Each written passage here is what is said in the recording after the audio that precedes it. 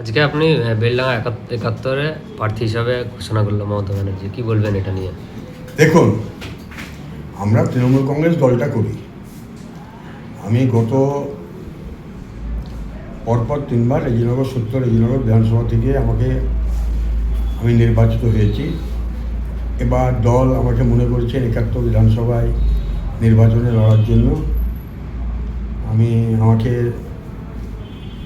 মমতা ব্যানার্জি নির্দেশ দিয়েছেন যে তুমি 71 বিধানসভা নির্বাচনে প্রতিদ্বন্দ্বিতা করো। আমি সেই মোতাবেক 71 বিধানসভা নির্বাচনে আমাকে যখন প্রার্থী করেছে, নিশ্চয় আমাকে ভোট করতে হবে তৃণমূল কংগ্রেসের। এবং এই বেলডাঙ্গা যেটা আছে, বেলডাঙ্গায় আমরা দীর্ঘদিন যারা এখানে 71 বিধানসভায় যারা পার্টিটা করে, আমার সঙ্গে আমিও আগে এই বিধানসভার মধ্যেই ছিলাম এবং প্রত্যেকের সঙ্গে আমাদের একটা নিবিড় সম্পর্ক আছে।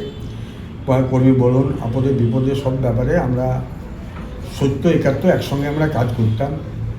এবং 71 বিধানসভার আমরা এখানে যে 6টা অঞ্চল আছে, সেই অঞ্চলের কর্মীরাদের সঙ্গে আমি কথা বলতে, আজকে যখন ঘোষণা হয়েছে, আমরা প্রত্যেকের সঙ্গে কথা বলে কীভাবে 71 বিধানসভা নির্বাচনে আমরা ভালো ফল করে মমতা ব্যানার্জির হাতে 71 বিধানসভা নির্বাচনে আমরা তৃণমূল কংগ্রেসকে জয়যুক্ত করতে পারি, তার জন্য আমাদের কর্মীরা আপ্রাণ চেষ্টা করবে এবং কর্মীরাই আমাদের মূল সম্পদ।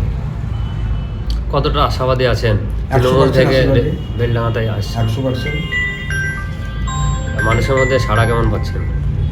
দেখুন, বেলডাঙ্গাতে তো আমার বেলডাঙ্গাতেই পার্টি অফিস।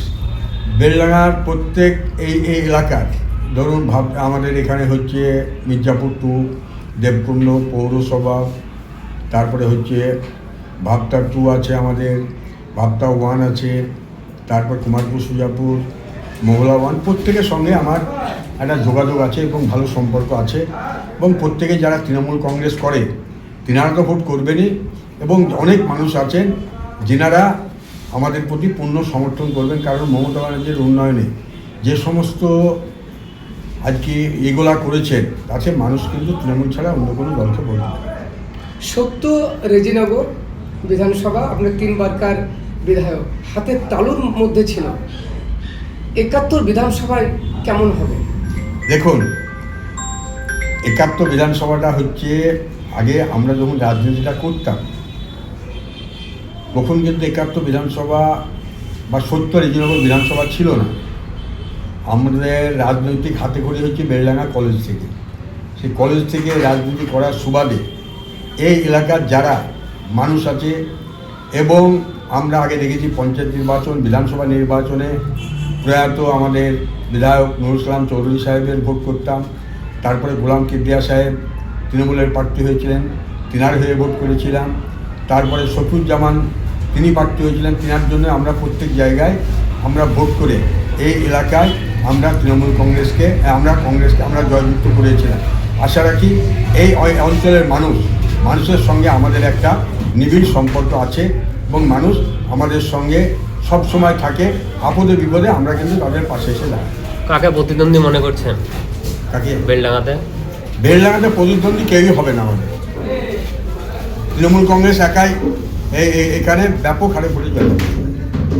কিছুদিন আগে হুমায়ুন কবির বলেছিলেন যে রবিল চৌধুরী মানে আপনি আর হাসানুজ্জামান টিকিট পাচ্ছেন না, এখন কি বলবেন? দেখুন, হুমায়ুন কবির তো আমার দলের লোক না, আর তিনি কে টিকিট পাবে কি পাবে না সেটা তো ওনার উপর নির্ভরশীল নয়। উনি ওনার দল করেছেন, উনি ওনার দলে টিকিট দেবেন।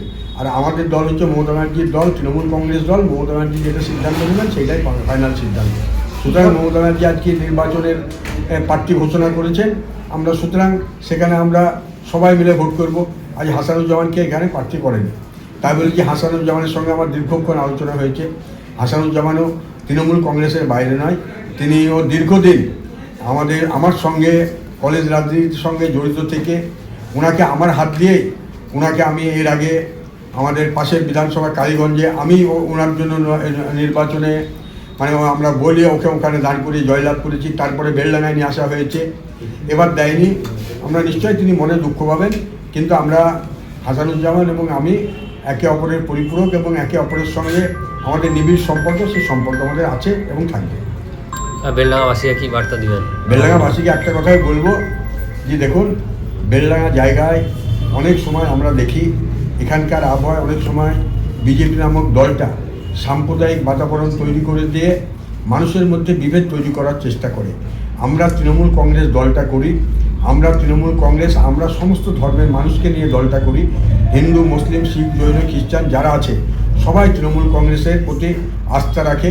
এবং আজকে মমতা ব্যানার্জি মানুষের জন্য যে সমস্ত প্রকল্পগুলো চালু করেছেন তাতে শুধু তিনি তৃণমূল কংগ্রেসের লোকদের জন্যই করেনি, সমস্ত মানুষ যাতে এই উপকার পায় তার জন্য সমস্ত ধর্মের মানুষ, সমস্ত বর্ণের মানুষ, সমস্ত দলের মানুষ আজকে কিন্তু মমতা ব্যানার্জি সেই সমস্ত প্রকল্পগুলির আজকে তেনারা সুযোগ নিচ্ছেন। ভরঝাও বলেছেন আমি যদি বিধায়ক হতে পারি উন্নয়ন ক্ষেত্রে প্রথম 18 মাস একদম হাতে গুনে গুনে 18 মাসের মধ্যে ওভারব্রিজ করবে 5,111। আচ্ছা, আপনাকে বলি তাহলে, এর আগে তো বিজেপি তো কেন্দ্রে ক্ষমতায় আছেন, বিজেপি কেন্দ্র ক্ষমতায় আছেন, তাহলে কেন এতদিন তিনি এই ফ্লাইওভারটা তৈরি করলেন না? বিজেপি যখন সরকার ক্ষমতায় আছেন কেন্দ্রে, এটা তো কেন্দ্রের ব্যাপার। সুতরাং ভরত ঝাড়ের উচিত ছিল যখন তিনি যখন ভোটেই দাঁড়াবেন তখন তো বেলডাঙ্গার ওভারব্রিজের জন্য তখন থেকেই তো তিনি চেষ্টা করলে মানুষ তো তাহলে ভরত ঝাড়কে ভোটটা দিতেন। কিন্তু আজকে ভোট এসেছে বলে বলছে আমি ওভারব্রিজ করবো, এতদিন কোথায় ছিলেন?